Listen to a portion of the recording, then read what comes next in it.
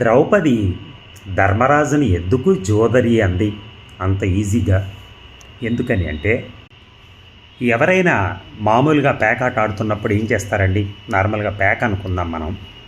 పేకాట ఆడుకున్నప్పుడు ఏం చేస్తాడు? కొంతగా డబ్బులు వెళ్ళిపోతున్నాయి అనుకోండి, పోతున్నాయి అనుకోండి, ఏం చేస్తాడు? తెలివైన వాడైతే ఈ రోజు నా హ్యాండ్ బాగాలేదనో ఇంకోటనో వెళ్ళిపోతూ ఉంటాడు.